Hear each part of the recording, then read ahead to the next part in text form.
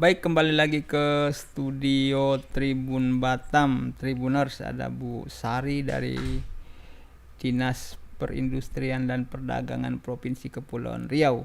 Ibu Sari ini Kabid Pemberdayaan Industri. Ya Bu ya. Bu, di 2 sesi awal tadi kan kita sudah bicara seputar kondisi industri kecil menengah, lalu tantangan-tantangan yang dihadapi dan solusi yang diberikan oleh pemerintah untuk pengembangan industri kecil menengah di Provinsi Kepri.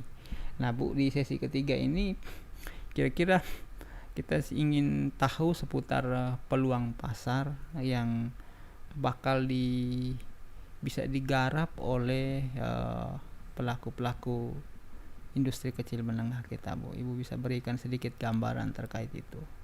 Kayak kita kan di Provinsi Kepri ini kan memiliki potensi yang signifikan ya Bang ya. Ya, Bu. Baik di tingkat domestik maupun di internasional. Habis itu berkat lokasinya yang strategis di dekat dengan negara-negara seperti Singapura, Malaysia. Ini membuka peluang bagi IKM sebenarnya ya. Untuk meningkatkan skala usahanya. Tapi dari peluang pasar ini juga ada aspek yang mendukung potensi pasar tersebut, seperti di lokasinya strategis, dekat dengan pusat ekonomi regional, ya kan. Keberadaan Kepulauan Riau ini juga dekat dengan Singapura dan Malaysia, 2 pusat ekonomi utama di Asia Tenggara, memberikan akses langsung ke pasar yang lebih luas dan lebih maju. Ini memungkinkan IKM untuk memanfaatkan jaringan perdagangan transportasi dan logistik yang sudah mapan. Habis itu akses ke jalur perdagangan internasional. Itu Kepri juga terletak di jalur pelayaran internasional yang memudahkan distribusi produk ke berbagai pasar global. Ini unggulan yang dapat dimanfaatkan oleh IKM untuk mengurangi biaya logistik dan mempercepat waktu pengiriman produk. Habis itu peluang ekspor juga, mereka produk unggulan berpotensi ekspor itu seperti produk-produk unggulan dari Kepulauan Riau itu seperti laut olahan, kerajinan tangan, dan produk-produk maritim memiliki daya tarik yang kuat di pasar internasional. Dengan dukungan pemasaran dan sertifikasi yang tepat, produk ini dapat menembus pasar ekspor terutama ke negara-negara tetangga. Habis itu kemitraan dengan Singapura dan Malaysia. Keberadaan Singapura dan Malaysia sangat dekat memungkinkan IKM untuk menjalin kemitraan dagang seperti distribusi produk melalui jaringan retail di kedua negara tersebut atau bahkan penjualan langsung melalui pasar digital. Habis itu potensi pasar domestiknya, pertumbuhan ekonomi regional. Dia pertumbuhan ekonomi kawasan Kepulauan Riau dan sekitarnya menciptakan permintaan yang meningkat untuk produk-produk IKM. Ini memberikan peluang bagi IKM untuk mengembangkan pasar domestik yang kuat sebelum memperluas ke pasar internasional. Habis itu pariwisata sebagai pendorong pasar lokal. Itu industri pariwisata yang berkembang di Kepri juga menciptakan pasar yang subur untuk produk-produk lokal. Wisatawan dari berbagai negara terutama dari Singapura dan Malaysia menjadi konsumen potensial bagi produk-produk IKM seperti souvenir, makanan khas dan barang-barang kerajinan. Kalau infrastruktur untuk pendukungnya, pelabuhan dan kawasan ekonomi khusus itu keberadaan pelabuhan internasional, kawasan ekonomi khususnya di Batam, Bintan dan Karimun. FTZ ya berarti. Memberikan fasilitas yang mendukung ekspansi untuk usaha IKM. Infrastruktur ini memudahkan proses ekspor impor dan menarik investasi asing yang bisa bermitra dengan IKM lokal. Itu dukungan logistik yang kuat, itu infrastruktur logistik yang terus berkembang di Kepri termasuk gudang penyimpanan, layanan transportasi dan akses ke pelabuhan memberikan fondasi yang kuat bagi IKM dan memperluas skala produksi dan distribusi. Dengan memanfaatkan potensi ini, IKM di Kepri memiliki peluang besar untuk berkembang sebenarnya untuk meningkatkan skala usahanya dan memperluas jangkauan pasar mereka baik secara domestik maupun internasional. Ini pada akhirnya akan memperluas ekonomi lokal dan meningkatkan daya saing global. Terus semuanya itu ada, kalau untuk ekspor itu sebenarnya ada di bidang pengembangan luar negeri. Jadi itu yang bisa untuk memperkuatnya itu. Dari IKM, saya IKM ini ada sinergi lah nanti baru ke luar negeri. luar negeri. Itu yang bisa saya sampaikan, Bang. Peluang pasar ya Bu ya. Bu, kalau tadi kan memang Ibu dari rekam jejak kerja Ibu kan tadi mulai dari Lingga, lalu akhirnya di Lingga di koperasi bidang koperasi dan UKM, lalu saya boleh tahu kalau di Lingga itu waktu itu apa aja waktu tahun itu Bu, itu bagaimana pengembangan IKM di sana tuh bagaimana UKM, waktu itu Bu? Saya waktu itu kita masih ada dana bergulir ya Bang ya. Dana bergulir itu gimana mekanismenya? Kita bekerja sama dengan bank pemerintah. Lalu itu kita membuka peluang untuk mereka seperti pinjaman juga sih Bang. Seperti pinjaman. Tapi itu atas nama pribadi atau atas nama pelaku usaha sendiri. Kadang-kadang harus ada usahanya yang resmi gitu ya Bu, atau bagaimana dia? Iya, dulu kan belum seketat seperti sekarang ya, harus ada legalitas apa semua ya. Semua kalau dulu ada usaha, bisa kita pinjam ya, dengan agunan lah, pakai agunan ya. Cuman kalau saya itu dulu di pulau-pulau itu mereka kadang-kadang untuk tanda tangan, Ibu kan udah yang tua-tua, itu mereka nggak bisa tanda tangan sendiri, jadi dia minta tolong saya, minta tolong anaknya. Nggak pakai stempel cap jari, nggak bisa. Ada yang bisa, ada pakai cap ada yang itu, tapi ada yang itu kan karena kita kasih permohonan, mereka isi, ternyata sudah dari permohonan sudah tanda tangan, jadi kan nggak bisa cap kan, jadi itu kadang anaknya, namanya juga. Pendidikannya juga jadi ya kita memang maklumin tuh banyak sih. Gitu. Saya juga udah banyak turun ke pulau-pulau juga Bang di sana di Kabupaten Lingga. Kalau waktu itu dana bergulir itu bagaimana? Apakah jalan atau tidak Bu? Lalu bagaimana efeknya untuk masyarakat di pulau-pulau seperti itu Bu? Jadi kita dana bergulir itu nanti udah diterima mereka, jadi nanti kita ada evaluasi untuk pembayaran. Ada yang jalan, ada yang tidak. Jadi kita menjemput, kita turun, turun. Misal ada yang menunggak, sampai misal ada 3 bulan, 2 bulan, saya turun Bang ke lapangan. Kita jemput. Iya, turun lapangan. Cuman masyarakat ini kita nggak bisa marah sama mereka. Bisa kita nanya kenapa Bu, harus lembut-lembut Bang, harus lembut-lembut ngomongnya. Ya memang harus hati-hati Bang. Kita nggak bisa yang gimana, nggak bisa kita. Jadi kita harus kenapa Bu, itu kan kok belum ini. Nanti kita yang udah selesai Ibu tuh ini kita yang anuin ke banknya. Ke Bank Riau-nya itu kan kerjasama dengan Bank Riau. Belum Bu, ini usahanya nggak jalan, ini macam-macam lah Bang yang di lapangan seperti itu. Jadi saya hanya bisa bayarnya misal 3 bulan nunggak, saya bisa bayar 1 bulan dulu nggak Bu? Ya sudah nggak apa-apa gitu kan, bayar 1 bulan dulu. Ya kita memang harus evaluasi turun ke lapangan langsung gitu. Bu, tapi sepengalaman Ibu waktu itu memang masyarakat kita itu oke lah, memang dia memang kadang tunggak beberapa bulan tapi dia punya tetap bayar. Karena kan agunannya itu kan ada agunannya. Dia yang di masyarakat kita di pulau itu biasanya agunannya apa Bu? Dia kasih. Ya sertifikat apa gitu. Sertifikat. LSH itu kan gitu ada kan agunannya di itu kan di bank kita ini kan. Cuma sekarang dana bergulirnya udah nggak ada lagi. Itu masa saya di Lingga itu tahun 2009 gitu. Dan itu efektif Bu ya, dana bergulir waktu itu untuk masyarakat di pulau-pulau Bu? Menurut Ibu, pengalaman Ibu mendamping masyarakat kita tuh? Sebenarnya efektif nggak efektifnya tergantung orang yang menerimanya itu ya kan. Tapi ya saya selama saya di sana ya alhamdulillah Bang. Ya kalau yang menunggak tetap kita kita pantau, kita ini kan turun kan. 2012 baru saya pindah ke provinsi. Bu, pengalaman dari pulau, dari kabupaten kota itu apakah ada hal positif yang Ibu bawa untuk masuk ke provinsi enggak dalam hal ini?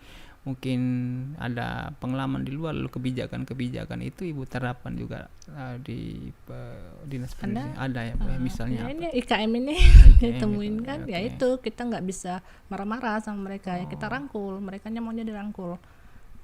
Maunya dirangkul. Misal saya butuh ini Bu, begitu kan, ya kita nggak bisa juga mengiyakan semua ya, kita juga anggaran juga anggaran juga kita ini kan, nggak bisa itu semua, nggak. Saya pun di dinas PP juga seperti itu Bang. Dinas PP juga ke masyarakat. Saya dulu di dinas PP itu menggarap Kampung KB.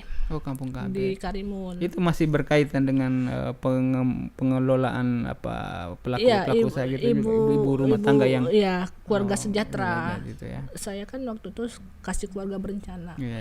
Saya bingung apa sih kasih keluarga berencana ini apa untuk hanya untuk alat-alat kontrasepsi gitu kan, saya bingung apa. Ternyata setelah saya di situ rupanya kita harus masuk ke keluarga itu untuk terencana, semuanya terencana, termasuk pengelolaan usaha perekonomiannya, apa semua itu zaman Pak Nurdin. Jadi ya itu yang saya iniin, itu jadi percontohan. Waktu itu ya di Karimun itu Teluk Umah. Waktu itu saya ambil di daerah yang kumuh. Daerah yang kumuh.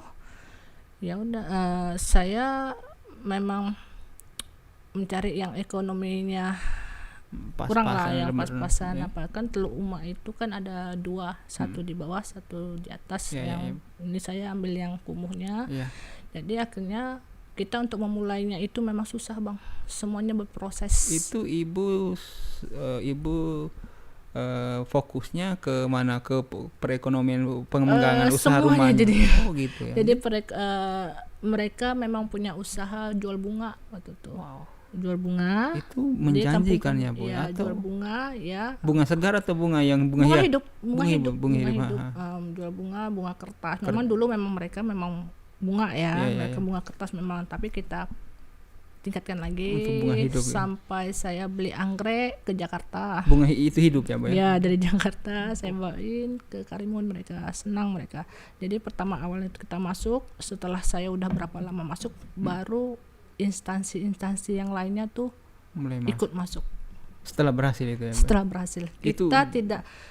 Kita ngelakuin pelatihannya di sana waktu dulu tidak begitu pelatihan langsung habis, tidak. Jadi memang saya pantau selama 3 tahun. Kita bimbing sampai jadi. Mulai dari tidak tahu apa-apa gitu ya Bang? Benar. Itu saya masih eselon 4 dulu. Saya bersama kabit saya. Itu dari kampung itu tuh berapa ke kakak sih Bu, dan berapa yang mempunyai interest ke situ Bu? Udah lama udah lupa berapa. Banyak yang akhirnya peduli mau untuk berusaha itu. Mau. Dan gitu saya pun juga kalau datang ke sana selalu tidur di rumah masyarakat. Jadi kita tahu apa sih yang mereka ini kan. Awalnya saya datang itu sempat marah-marah. Merekanya. Saya tidak mau bantuan itu kelompok. Kita kan kelompok ya Bang ya. Berarti harus kelompok ya Bu, nggak boleh pribadi ya Bu ya. Kalau pribadi nggak sanggup Bang. Anggarnya kelompok, karena kan dia buat kelompok kayak ini kan. Kira-kira berapa orang dalam satu usaha itu Bu? Kita kemarin buat 3 kelompok. 3 kelompok. Satu kelompok itu 10 ya, 10. Dengan jenis usaha yang sama, pengelolaan bunga anggrek gitu usaha. Bunga ya. Bunga mereka. Bunga ya Bu ya. Itu mereka sama-sama kayak buat taman gitu, baru hasil cangkokannya itu mereka jual gitu ya Bu. Iya. Itu kita buatkan rak, kita kasih bantuan rak apa semua dari Tanjung Pinang bawanya semua Bang. Rak-rak yang besar-besar itu. Jadi pengalaman saya honor di Dinas Kesehatan Provinsi terulang di Dinas Pemberdayaan Perempuan. Apa yang udah saya indikan. Dan hidup itu Bu mereka ya. Mereka dapat lumayan perekonomian, mereka cukup terbantu dari usaha-usaha seperti itu ya Bu. Iya. Oke. Bu, dari pengalaman Ibu di Lingga dulu itu kan dana bergulir. Menurut Ibu itu saat ini ya, ketika Ibu duduk di Disperinda misalnya, apakah pelaku-pelaku usaha atau pelaku-pelaku industri kecil menengah itu masih membutuhkan skema dana bergulir itu, atau itu tidak cocok lagi saat ini? Kenapa? Alasannya udah nggak ini lagi lah. Oh, kenapa Bu alasannya Bu ya? Karena kan zaman dulu tuh kan legalitas apa semua belum diperhatiin ya. Jadi sekarang sulit, dan nanti kalau kita terlalu banyak yang seperti yang dulu tuh nanti takutnya kita malah gimana ya, nggak bisa kita pantau. Nah itu aja sih. Semua berbondong-bondong. Iya. Apakah begini Bu, skema dari dana bergulir itu dengan pinjaman 0%, bunga persen itu sama nggak? Sebenarnya sama. Jadi ini mereka langsung ke banknya. Oh, langsung ke bank tanpa melalui kita yang fasilitasi. Yang penting kita udah sosialisasi ini, langsung mereka ke banknya. Jadi orang bank lah langsung ini. Mereka ya Bu ya. Kalau dulu kan di sana dulu mereka datang ke kita. Kita isi formulir apa semua lengkap apa semua, kita tuntun, kita kasih ke bank. Nah, kalau ini kan mereka langsung aja ke bank. Kalau melalui kita lagi nanti kita ada kerjaan lain lagi. Jadi biar orang bank aja. Oke. Baik Bu, lalu pengalaman Ibu di Karimun itu, apakah sampai saat ini masih cocok untuk diterapkan atau enggak, bahwa ada pelaku-pelaku usaha pelaku-pelaku industri kecil menengah kita yang memang masih nol sama sekali dan harus didampingi, bukan dampingi sekedar sosialisasi atau berikan pelatihan, tetapi harus hidup sama-sama dengan mereka, lalu mulai merintis sama-sama mereka mulai dari nol seperti yang Ibu buat di Karimun itu. Saat ini masih masih cocok, masih layak, masih bisa. Ya, seharusnya memang seperti itu Bang. Saya tidak hanya di Karimun ya Bang. Dulu saya setelah di Karimun kita lanjutkan ke Pekake. Pekake itu di mana Bu? Desa Pekake di Lingga. Oh, kembali ke Lingga lagi? Enggak, kegiatan yang dilakukan. Itu juga kita dulu terasi, sambal terasi. Belacan Pekake dulu. Sempat kita juga memberi motivasi untuk ibu-ibu tuh dari tidak punya legalitas apa semua. Dulu saya di Dinas PP, saya kerjasama waktu itu Dinas PP saya kerjasama dengan klinik kemasan provinsi. Jadi kita kasih bantuan untuk kemasan, tapi ya kemasannya hanya plastik biasa itu aja. Kita kasih itu tuh belajar ke sempat juga kita pasarkan. Cuma sekarang saya sudah tidak ini lagi, jadi saya lepas. Ini lagi dengan kabit saya dulu. Bu, apakah misalnya Ibu kan sudah tahu nih, Ibu punya pengalaman sendiri bagaimana betapa efektifnya Ibu bukan sekedar memantau, tapi juga bukan sekedar sosialisasi itu, tetapi hidup bersama mereka dan merintis bersama mereka, itu kan lebih efektif dan hasilnya kelihatan gitu loh. Nah, ketika ibu pergi kan ya, ketika tidak ada orang yang hidup bersama mereka, pantau secara langsung dengan mereka kan ya bisa saja kan ya, bisa kita nggak tahu, tapi saya cukup yakin itu mungkin udah mati. Ya skema-skema seperti itu saya tuh. masih ada di grup. Grup masih ada grupnya. Jadi sampai saat ini masih dipantau. Jadi, tetap jalan ya Bu ya. Mereka itu kabit saya dulu, dia memang masih memantau. Jadi mereka juga sekarang masih ada butuh alat, cuman belum saya bisa ini kan itu, tapi udah nanti yang di Dinas PP itu coba nganuin. Jadi kemarin saya sempat juga orang BP POM kemarin sempat kita membuat untuk sentra terasi di sana, karena saya sudah pindah tidak jadi, nggak jadi kita kembangkan kan. Makanya sampai orang BP POM itu sayang gitu kan. Kenapa nggak kita ini lagi begitu kan? Karena kalau sudah memang jadi untuk sentra di sana, memang kan Belacan Pekake di sana memang terkenal Bang. Itu dulu kayak batu bata ya. Sekarang kita ini kecil-kecil gitu jadinya. Maksud saya tuh gitu, pola pendekatan seperti itu kan seharusnya lebih efektif Bu. Mulai rintis dari awal bersama mereka, akhirnya kan bukan kita ambil di tengah-tengah mereka yang udah jadi kan, tetapi mulai dari bawah itu kan kita yang bimbing mereka, tuntun mereka kan, itu lebih efektif. Kenapa pola skema seperti itu tidak kita di Dinas Perindustrian dan Perdagangan tidak terapkan aja? Kita mulai cari potensi-potensi baru selain yang sudah ada, pola peluang-peluang pasar yang baru misalnya. Kayak tadi kan Ibu peluang pasarnya bunga anggrek, lalu Jadi terasi PKK itu kan tentu masih ada banyak lagi peluang-peluang pasar yang lain yang juga ya memang kita harus, ibu dari Disperindak mereka harus ambil itu dan dampingi mulai dari nol. Saya kira itu ya itu lebih efektif dan lebih banyak masyarakat kita yang tertolong dari situ. Bagaimana Ibu melihat itu, Bu? Ya memang iya sih, Bang. Iya kan, Bu, kan? Iya. Cuman kita sementara ini hanya pelatihan saja.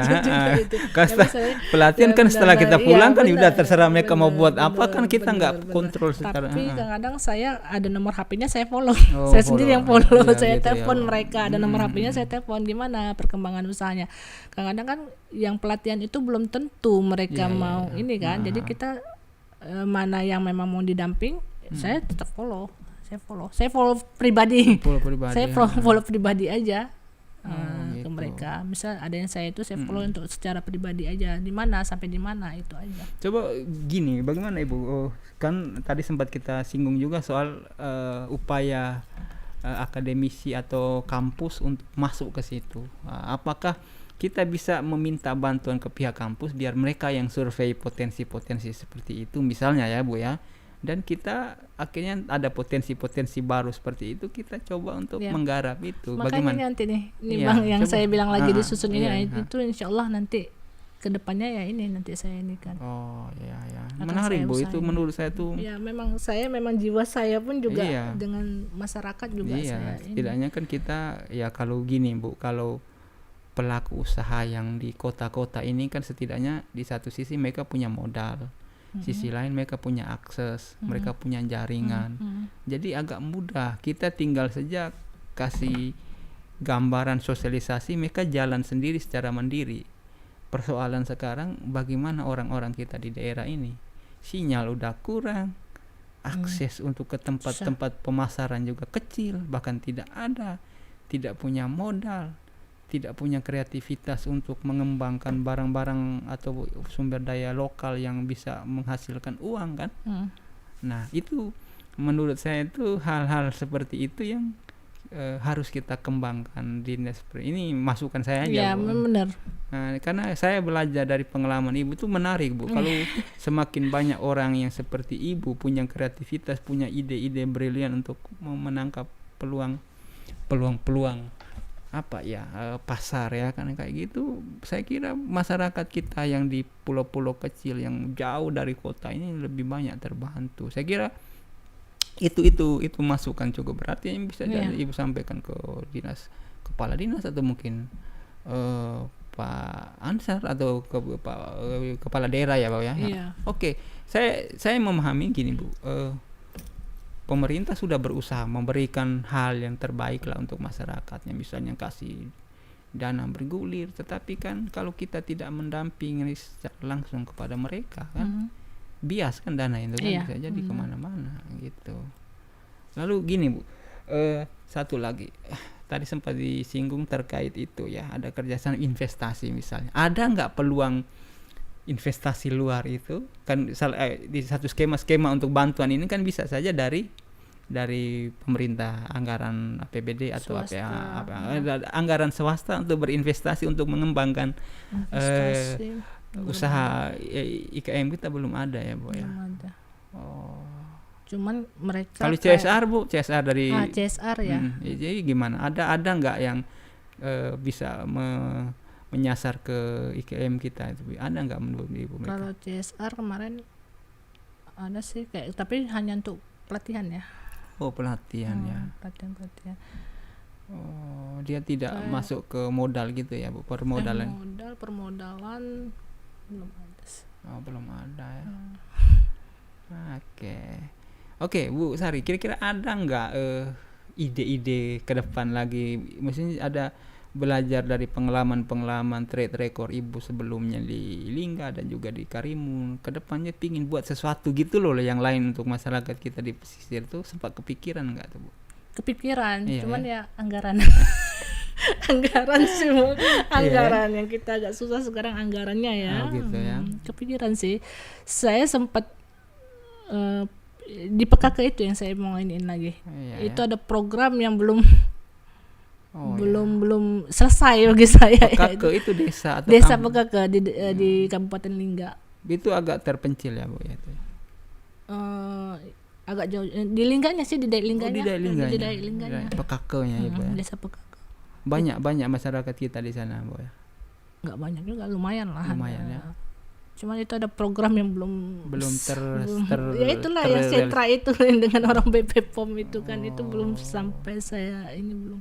Kader itu, ibu di sana nggak ada untuk melanjutkan itu. Nggak ada. Kemarin itu sempat kita kerjasama dengan Dinas Kesehatan Lingga. Oke, dalam kaitan dengan Bu. Waktu kita mau ngadain pelatihan di sana itu, Lingga yang kita ini kan. Dia sama dengan Dinas Kesehatan Lingga, habis itu dengan PTSP waktu itu kan mereka belum punya legalitas ya. Kita bantu PRT-nya gimana. Tapi sekarang grupnya masih ada. Kalau Ibu pantau apa aja yang mereka kerjakan atau nanti mereka bisa, Bu, saya ada pelatihan ini, saya dengan kabit saya yang dulu juga ada di sini kan. Dia juga masuk grup di sini kan. Nanti saya ada pelatihan ini. Ya kita kasih motivasi lah. Sementara kita motivasi aja dulu kan. Bu, itu boleh cerita nggak kalau tadi kan dari waktu di Dinas Pemberdayaan Perempuan kan Ibu mulai mendampingi yang bunga anggrek itu. Kalau Pekake ini bagaimana cerita awalnya sampai Ibu sampai kita punya ide untuk bina itu bagaimana cerita awalnya? Sebelumnya itu kami mau nganukan briket itu di daerah sana juga. Ternyata itu saya survei dulu kan. Pekake sama untuk briket itu daerah situ juga Bang. Cuman pas saya melihat turun sama kabit saya, mereka cara pembuatan briket itu kayak arang kecil-kecil yang itu tuh. Untuk, ada kan untuk arang bakar-bakar kecil, gitu. Untuk bakar-bakar arang-arang kecil itu tuh kan. Itu sempat kami sebelum kami turun itu kami survei dulu. Jadi setelah kami survei, kami ke sana turun ke sana, saya melihat cara pembuatannya. Pembuatan briket itu. Jadi dia ada pakai sagu apa gitu kan. Cuman cara pembuatannya itu dia hanya masuk aja, takarannya nggak ada. Oke. Takarannya nggak ada. Kita kan nggak bisa kayak kita buat produk aja, kita harus ada punya takaran kan, supaya produk itu enak, kayak makanan kan. Ini nggak ada takarannya apa semua itu. Jadi setelah saya kembali ke Pinang, saya mikir, saya buat suatu konsep kan. Saya buat, wah ini nggak masuk untuk ini, karena bagaimana kalau seandainya kita memang di sana kita ini kan, mereka aja takaran pakai masuk aja. Jadi bagaimana mau ini, padahal sebenarnya briket itu bagus gitu. Ternyata setelah itu saya pikir nggak bisa ini, saya tukar pikiran sama kabit saya, gimana. Jadi dia juga nanya ke saya gimana pendapat saya. Kayaknya nggak bisa diinikan. Ya udah kita coba ke Pekake lah. Tunggu Bu, kalau briket itu tujuannya untuk apa Bu? Nanti dijual itu untuk bakar-bakar ikan gitu? Iya, untuk bakar-bakar ikan. Dia dibuat arang-arang kecil-kecil itu loh. Tinggal disuruh api, tinggal itu kan sebenarnya manfaatnya banyak. Banyak. Cuman ya itu saya bilang kayaknya nggak bisa masyarakatnya prospeknya pun juga nggak bagus misalnya prospeknya bagus cuman cara pembuatannya ibu-ibu ini kan nggak ini kan kita kan nggak bisa. Jadi akhirnya ke Pekake kita nengok terasinya kok besar-besar. Desa Pekake itu terasinya itu bahan dasarnya apa Bu itu? Udang. Udang. Itu mereka nyandang udang itu malahan ibu-ibu, semua rata-rata ibu-ibu loh. Ibu-ibu ditangkap dari lautnya Bu. Iya. Rata-rata ibu-ibu loh, Bang. Yang untuk pengusaha itu pelaku-pelaku usahanya, yang briket pun ibu-ibu. Ibu-ibu juga semuanya ibu-ibu kita ini. Jadi ya mereka tangkap udangnya sendiri. Jadi ya sempat kita waktu itu memang sih untuk kemasan kita tidak ada anggarannya. Tapi saya ya sudah memang ada lebih dari kita kasih lah untuk kemasan plastik biasa aja. Jadi memang pure untuk masyarakat. yang saya lakukan sama kabit saya yang dulu kan. Nah, Itu jadi dari mereka tangkap, lalu mereka pengolahnya gimana Bu itu?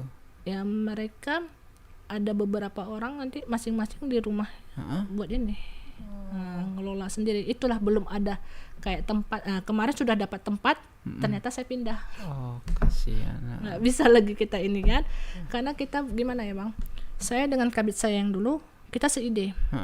Kalau kita ada orang seide dengan kita, tidak mikir uang dulu, tapi kita ke masyarakat, kita akan maju. Iya, benar. Kalau kita nggak seide susah Bang. Iya. Nah, dulu kenapa saya bisa berjalan, semua itu bisa berjalan, karena kita seide. Cuma Abang kalau nggak seide dengan saya ke sana, Bang ke sana, nyambung nggak? Nyambung. Iya. Jadi maksud saya pun kita ngadain pelatihan ini jangan hanya pelatihan. Ini habis enggak. Saya maunya 3 tahun kita memantau mereka sampai jadi tuh.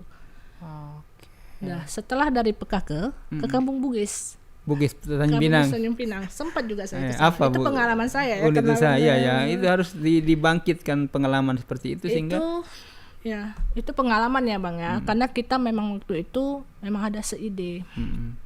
Seide gimana itunya, cuman Kampung Bugis itu tidak lama, kita hanya untuk anak remaja kemarin. Unit usahanya apa waktu itu Bu? Barang bekas. Oh. Nah itu baru kita mengitukan, baru kita mau melaksanakan, sudah kita rapat pertama, rapat kedua sudah kita memulai, saya anggaran langsung di-cut. Oh itu yang apa ya, yang jadi paving block itu bukan Bu ya? Iya benar-benar kayak gitu. Yang barang-barang bekas dibakar lalu dicetak jadi paving block gitu ya? Iya itu sempat kita mau itu ini, cuman habis itu anggarannya di-cut. Nggak jadi, padahal mereka sudah semangat kan itu zaman kami waktu dengan Bu Misni saya pernah dapat informasi itu juga. Bu Misni ya selalu mendukung dia, apa yang udah memang ini dia mendukung. Jadi ya kita memang di Kampung Bugis memang ada kadernya, memang ada kadernya kita ini kan, jadi belum sempat kita mau itu, cuman kita udah rapat kita sebelum kita mau itu kan kita buat dulu sebuah pohon masalah itu, misal di daerah ini apa sih masalahnya, apa masalah ekonomi, pendidikan, jadi kita dari situ yang kita ini kan. Itu pengalaman saya, cuman yang di disiplin ini belum ada saya ini kan. Bu, dari sekian pengalaman Ibu itu mulai dari kampung apa ya yang anggrek tadi, PKK, lalu yang Kampung Bugis baru. Kampung Bugis itu apakah grup-grup itu masih terpantau oleh Ibu sampai saat ini atau ada yang memang udah hilang sama sekali itu? Kalau yang PKK masih terpantau, kalau yang di Karimun, Teluk Uma, saya informasi dari kabit saya yang dulu, dia ini kan informasi karena kan banyak grup HP-nya juga kan penuh juga HP-nya kan. Kalau yang Kampung Bugis, pengen kita tanya kabar sama kadernya aja bagaimana ininya. Tapi insya Allah masih jalan ya Bu ya. Pada umumnya. Jadi yang di Karimun itu saya sudah ini, tapi mereka di OPD di Karimun melanjutkan akhirnya. Saya pengen seperti itu. Iya harus kayak gitu. Bang. Cuma di sini saya belum menemukan orang seide dengan saya. Gini Bu. Kalau gini Bu, oke lah, itu menarik juga tuh. Ibu hanya melecutkan titik apinya, lalu masuk semuanya. Lecutkan titik api, setelah udah berkembang, Ibu pergi, Ibu coba komunikasikan dengan pemerintah daerah, tinggal lanjutkan aja sehingga masyarakat yang mengalami efek positif dari situ. Jadi banyak memang itunya. Jadi kita memang kalau Kampung KB ini kan BKKBN ya Bang. BKKBN. Itu selalu dulu tuh yang jadi percontohan kan, padahal kita yang percontohan itu selalu BKKBN. Teluk Uma. Setelah agak berhasil baru mereka tinggal ambil alih aja. Iya. Itu. Jadi ya memang saya bilang memang awalnya sulit kita berproses, tapi akhirnya kita dapat buah hasil gitu kan itu. Cuman sekarang saya belum dapat menemukan orang yang seide dengan saya gitu. Belum bisa. Misalnya, ayo kita sama-sama. Belum ketemu. Oke.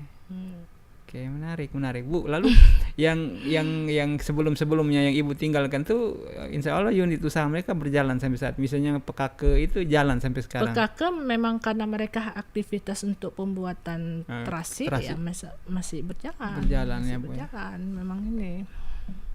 Tetap ya Bu ya. Itu hidup dan bisa menafkahi kehidupan keluarga mereka. Iya, mereka selain terasi mereka juga ada buat kerupuk. Kerupuk ikan apa itu ada. Karena saya tetap telepon mereka tetap mereka ya kabar ya istilahnya macam mana ya. Memang kita dulu tuh memang kita sama-sama di sana ini.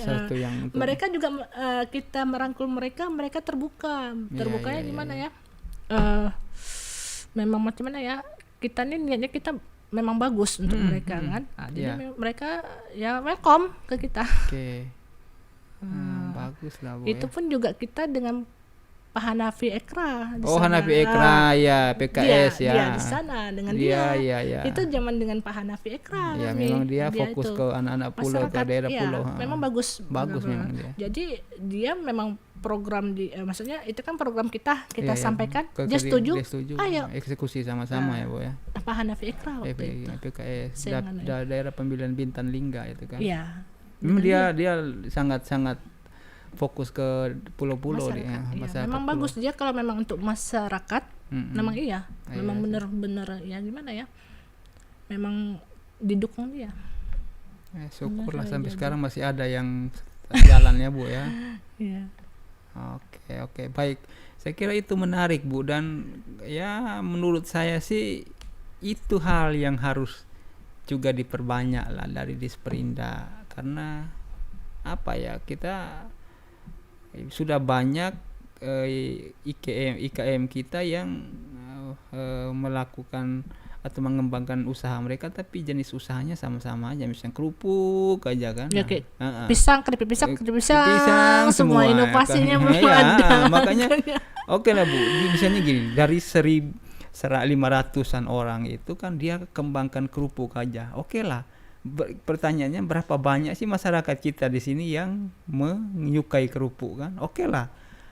Ya banyak, tapi kan pada akhirnya ya semakin banyak kan nilai jualnya juga kan, atau cakupan penjualan juga kan makin kecil kan, peluang untuk dapat usahanya itu pun pasti lebih kecil. Tapi ketika ada inovasi terbaru ya itu mungkin menjadi peluang uangnya cukup besar kan, karena dia baru gitu. Iya benar. Baik, itulah Tribuners, obrolan saya dan Bu Sari di sesi ketiga.